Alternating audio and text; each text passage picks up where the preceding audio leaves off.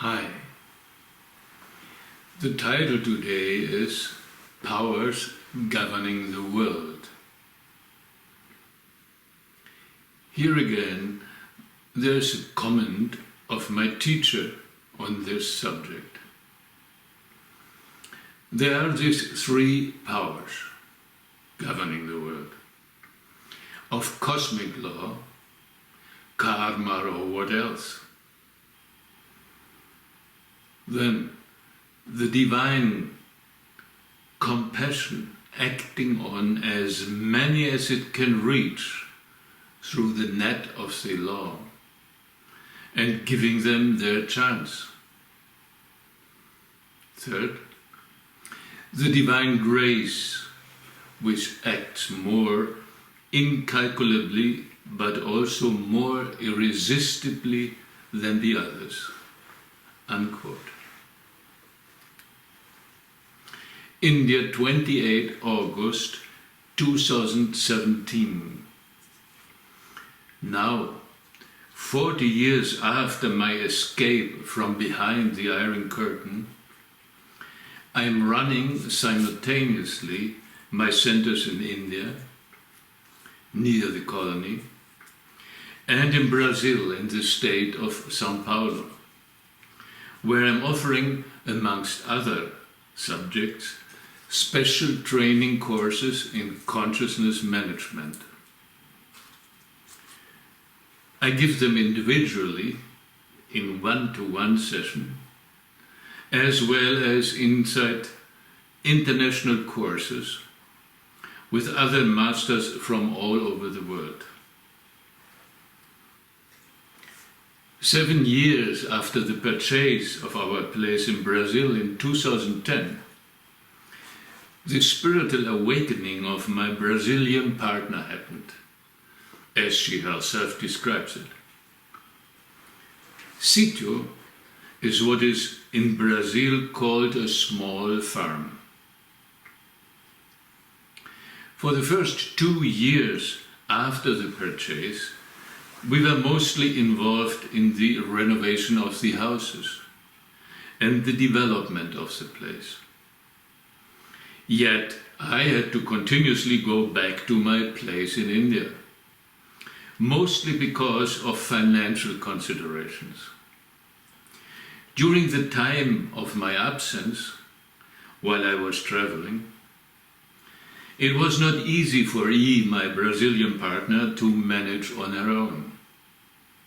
The more so, as any of our attempts to find suitable workers who would help us to look after the place were failing.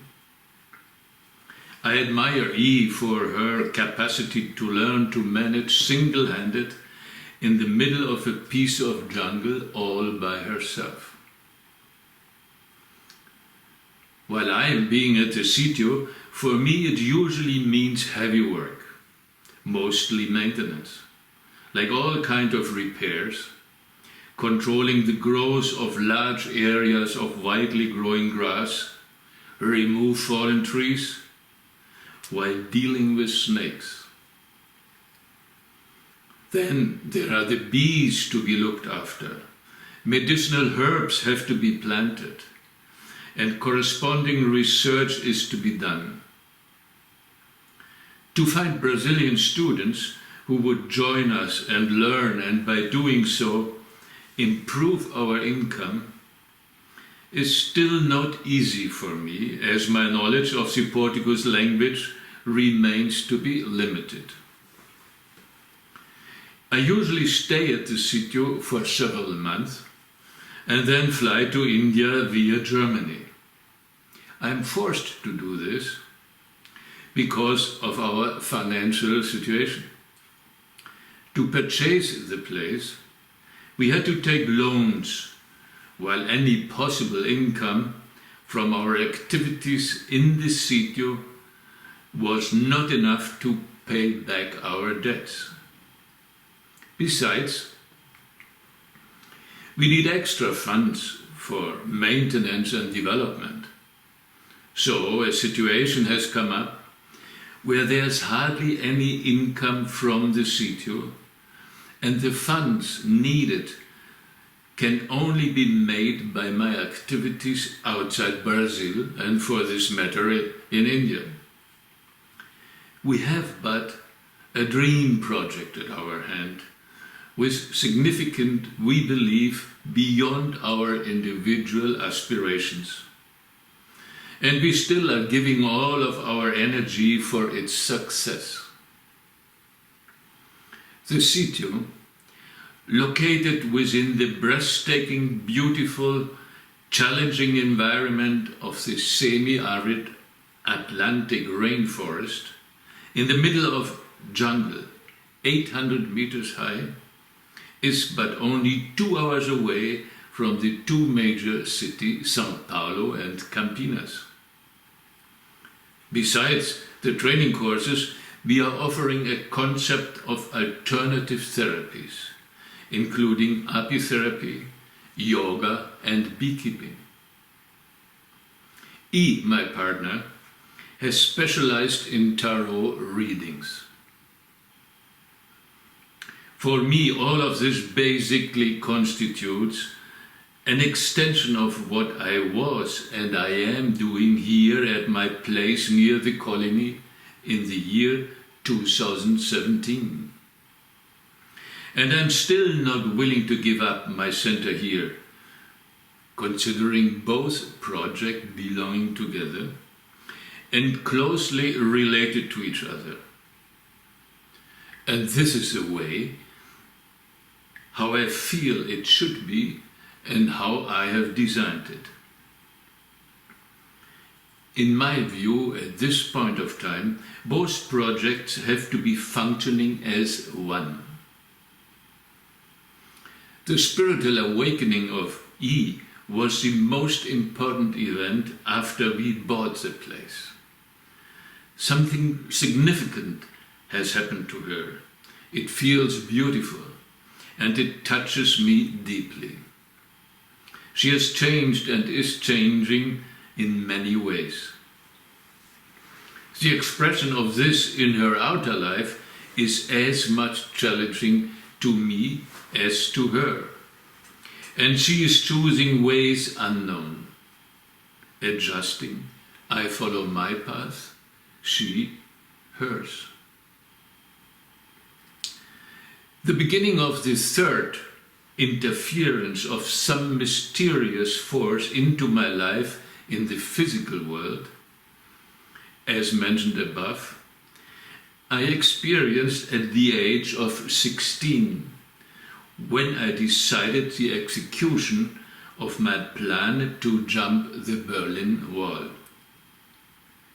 Once this process was running, it seemed to have taken a life of its own, so to speak. I appeared to be the major actor, but also a kind of puppet, while some invisible director was pulling the strings from behind. This was how I experienced it. It finally was not me who made the major decisions, nor was I really in control, being only the instrument that was used in order to obtain a certain result.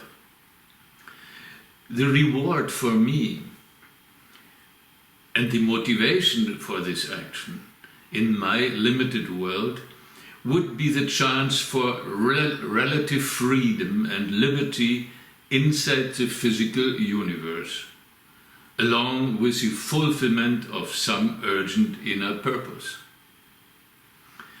From my point of view now, 40 years later, my escape was opening up directly to the access to a bridge which led me eventually into the original experiment, as I call it, 10 years later after crossing the border.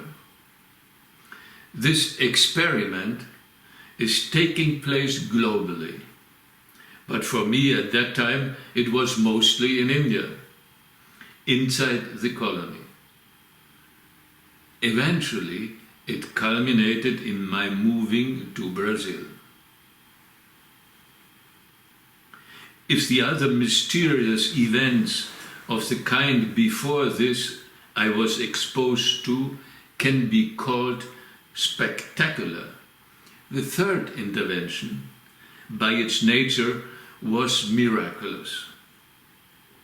For better appreciation and understanding of what I was going through, I need to describe some of the details and broad outlines of the actual process going on while I was crossing the border from the east to the west.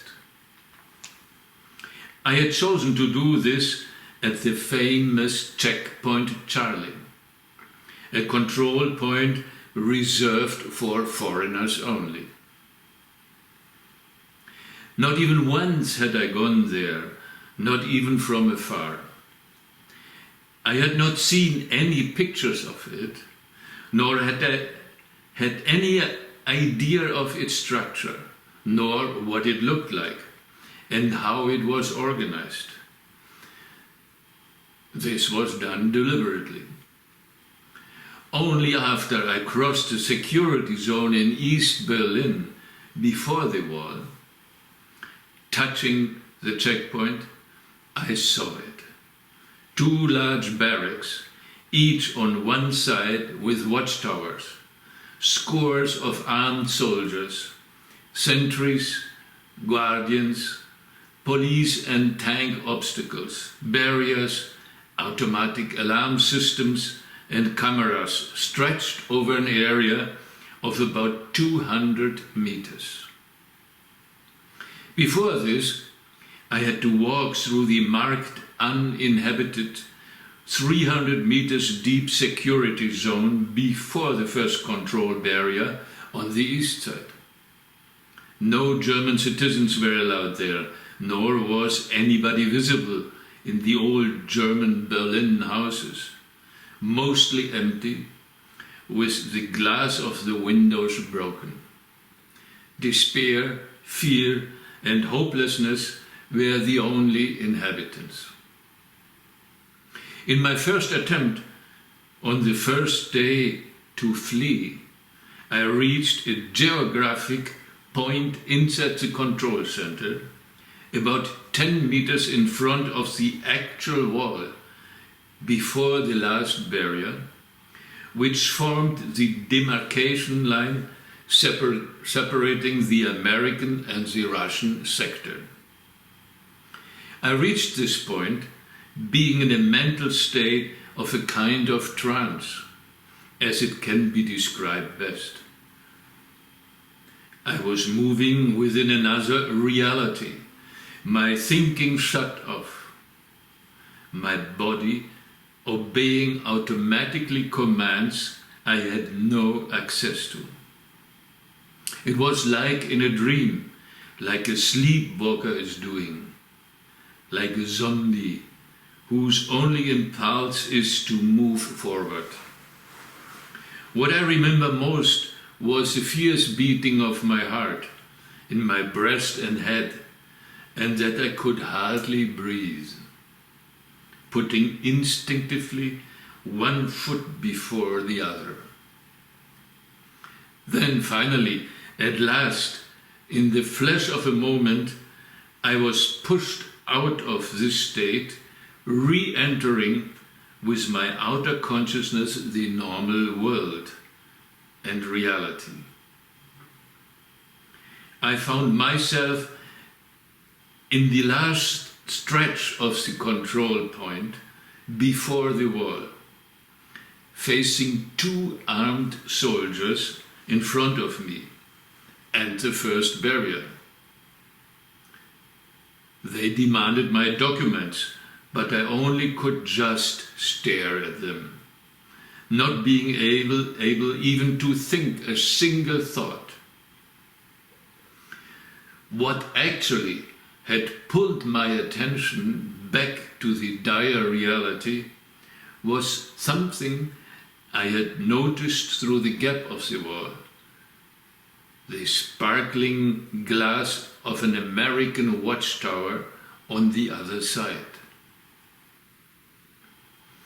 Much in life, is but a question of the control of attention. But for anybody, anywhere, and in whatever situation, at that moment I had lost my attention for good, inviting the worst consequences. I crashed. They surrounded me, leveling their submachine guns at me, and when I could not say anything whatsoever, they marched me off, weapons ready. They pushed me into a small room inside one of the barracks, where an officer was screaming at me for hours. He made it clear that I, though still a minor, would be jailed, and that my whole family would be paying dearly for my crime. After, they walked me out of the area at gunpoint, back inside into the same gigantic prison from where I had tried to flee. A crestfallen convict who had forfeited his life. Now, 40 years after, I do know the mechanics behind my failure, and even why it happened. However, what made me do the second attempt to cross the wall the very next morning, I only can speculate about. I was spending the night after my mental and energetic collapse and consequent crash in the apartment of the younger sister of my grandmother and her husband. They were living in an apartment in East Berlin. I was not talking to them even once after they gave me permission to stay there for the night, and I only can remember the expression of their terrified faces. I was not sleeping at all, not even for a minute, doing nothing but watching the replay in my mind again and again of my failure and what I could have done and what I should have done. In a nightmare of terror, fear, despair, and hopelessness. I was out of my senses. But then, what was taking place the next morning after I got up and left was nothing short of a surreal dream movie in which I was not my normal self anymore. Surely some forces were playing with me, as much as with the involved other actors, interfering with and changing directly the known course of events and the ways the physical universe normally is operating. Only grace can do this. Later, I noted down chronologically the major steps of my actual flight. No memory except my racing heartbeats, walking step by step. Reaching the first closed barrier, they immediately recognized me, sounding emergency alarm. 3 armed guards putting their rifles on me, shouting. I told them the first thing that came through my mouth, that I had lost my driver's license the day before and badly needed it back. This stunned them as much as myself. They stared at me with open mouths.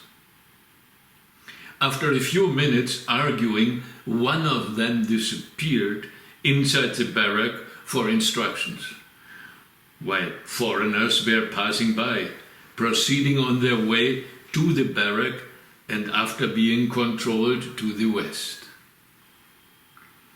The soldier came back. They walked me with ready guns inside the barrack. There were several counters and the bench for waiting.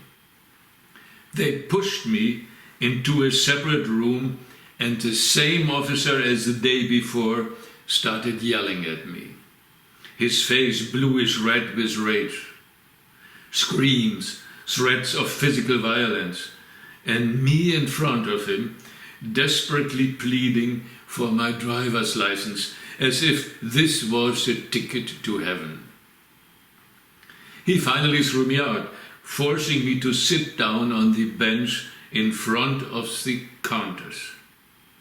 They would call me. Continuously, foreigners passing by, being processed from counter to counter, leaving the barrack at the exit. After about 10 minutes, I have no memory of except the wild beats of my heart and gasping for breath, I suddenly heard a voice in my ear. Now get up and leave the barrack. I obeyed. Outside, I entered the road and steered to the opposite side of it, as the day before, to the opposite barrack, where people were being processed coming from the west to the east. On the road, anti-tank obstacles, armed guard, but nobody stopped me. I entered the barrack at its exit to the east, walking against the normal stream of visitors through the crowded room, passing by the counters, and left the barrack at its entrance from the west, just before the last barrier, and in front of the last two soldiers, as the day before. And again, as the day before, they stopped me. The opening in the wall, after this last barrier, was directly leading to a stretch of 50 meters of no man's land, and behind this, to the American watchtower. I avoided to look at it. To the guard I answered in broken German. I was telling them what I had played in my mind during my sleepless night 100 times, that what I should have been doing the day before, but had not managed to. I were on my way from the west to the east, and that I had found out only at this moment that I had lost or forgotten my papers in the west. Total confusion. Then one of them angrily was going inside to ask what to do. The one remaining was to guard me. But at the same time, he also had to lift the barrier under which buses were passing through on their way to the east. And again I was waiting, doing this, walking back and forth, instinctively, back and forth in front of the sentry, waiting, and back and forth, but with each step getting closer to the border, and to the barrier, and to the wall. And then my bus came. The soldier opened the barrier, and I got the other command, now run. And I could run fast. The last scene of the last act of the drama was a young man dashing wildly through a gap in the Berlin Wall, and after passing through, leaving behind dumbfounded American soldiers with the high alarm being sounded from the other side. The young man finally ended his run behind the American watchtower, turned around and started laughing. Laughing, laughing and laughing, as only the divine can laugh. To a senior, unbelieving American officer whom I approached and who was eyeing me suspiciously, I was telling a little later in English the sentence I had rehearsed so many times before. Please give me political asylum. And they did not believe me one word. Tarot topic. What do I need to know now, remembering? I'm using once more the spread Staircase of Dreams. Answer of the first card. Move on now, even if enduring again loss and hardship. Answer of the second card. It is in alignment with your soul being. Celebrate. Answer of the third card. You need to let go. Don't make decisions with your mental, but execute them with your mental. Answer of the fourth card. The belief that will help you is that faith is paramount.